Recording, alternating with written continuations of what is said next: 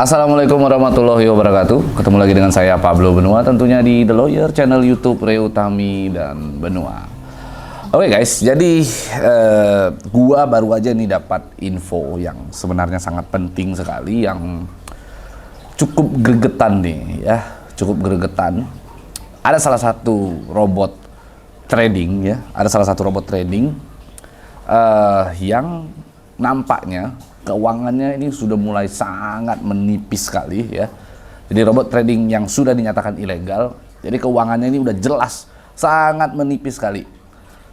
Nah, info yang gue dapat sebenarnya bukan keuangannya, itu nggak terlalu penting menurut gue untuk dibahas, karena itu adalah ranahnya pribadi atau dapurnya masing-masing perusahaan, masing-masing entitas, yang bukan hak gue untuk masuk ke dalam privasi itu gitu. Tapi yang menariknya begini, si robot trading tersebut ternyata ya saat ini sedang ada laporan yang cukup besar sekali dalam waktu dekat ya. Dia saat ini sudah ada masuk laporan di Bareskrim, cukup besar sekali nilainya, tidak tanggung-tanggung. Dan alhamdulillahnya orang yang melaporkan tersebut sudah berkomunikasi dengan tim saya, dengan tim hukum di Pablo Benua & Co. Dan insya Allah akan kami kawal dengan baik. Kami akan mengawal perkara tersebut sampai ke titik ujungnya. Dan dengar-dengar kabar ini akan menggunakan percepatan yang sangat luar biasa. Jadi kita tidak main-main, karena ada sejumlah faktor yang menurut para penyidik itu sudah selayaknya untuk segera dilakukan percepatan dalam proses penyidikan si robot trading yang sudah dinyatakan ilegal tersebut gitu, dan sudah sangat meresahkan gitu. Dan kembali lagi dari segi belagu-belagunya sih udah kelihatan lah ya. Intinya ini adalah robot trading ilegal yang bisa dikatakan leader-leadernya itu paling belagu-belagu tuh, paling belagu-belagu, paling merasa jagoan, merasa hebat begitu ya. Yang jelas-jelas menghimpun dana dari masyarakat ya, tapi menggunakan uang itu untuk kehidupannya mereka, untuk melakukan flexing, tapi masih belagu gitu. Nah, tinggal kita lihat tuh. Ya, moga-moga saja mereka bisa lolos dari lubang jarum ini. Tapi ini jelas infonya ini A1 gitu ya. Info yang sangat mantap sekali, bahwa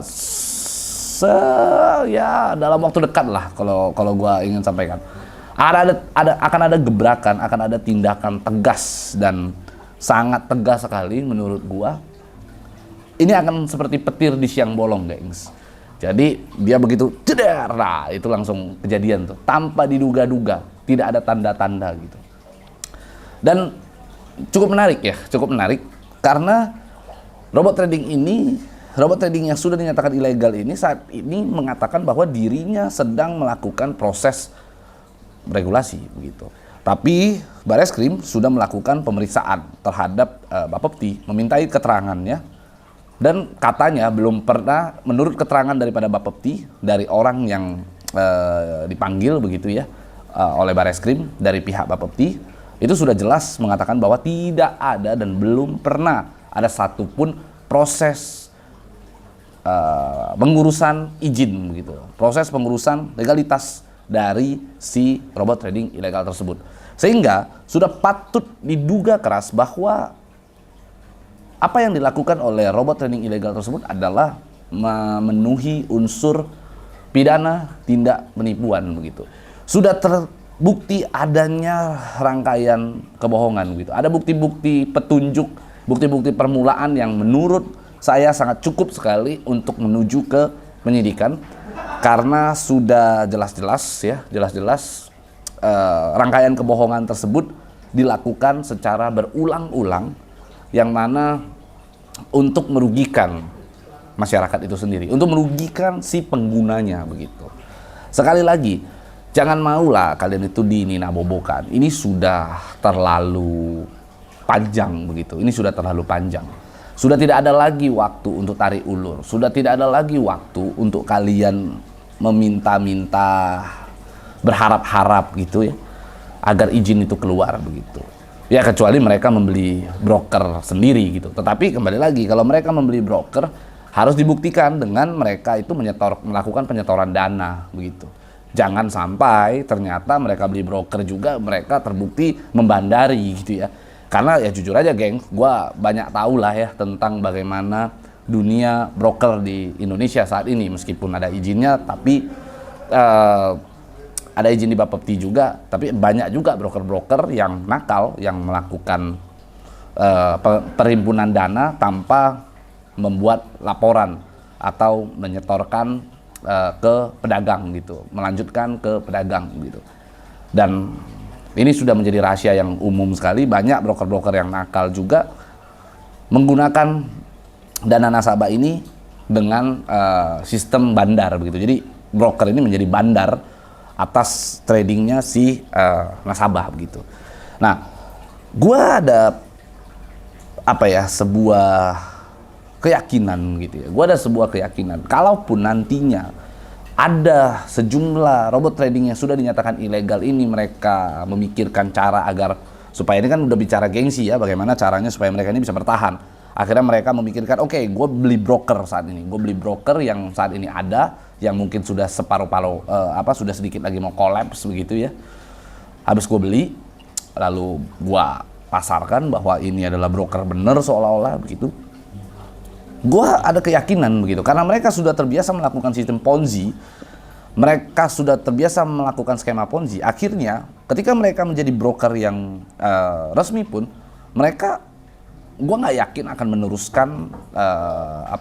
meneruskan transaksi nasabah ke transaksi para trader ini ke LP begitu, ke pedagang gitu. Gue nggak yakin gitu. Bisa jadi mereka ini ya tidak diteruskan, akhirnya mereka olah sendiri ya, mereka lakukan Ponzi kembali gitu.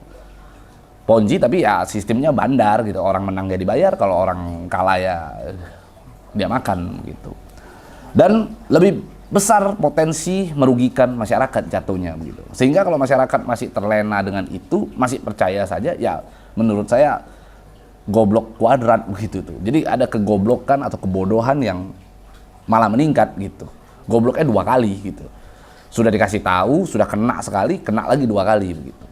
Sehingga saya selalu menyarankan kepada orang-orang, kalau memang Anda mau selamatkan uang Anda begitu, atau mungkin Anda saat ini masih percayalah, saya anggap Anda masih percayalah ya. Silakan Anda uji gitu itu perusahaan. Bukan malah Anda percayakan secara keseluruhan. Ingat, kalau Anda meletakkan harapan kepada manusia, kembali lagi, manusia itu adalah tempatnya salah gitu.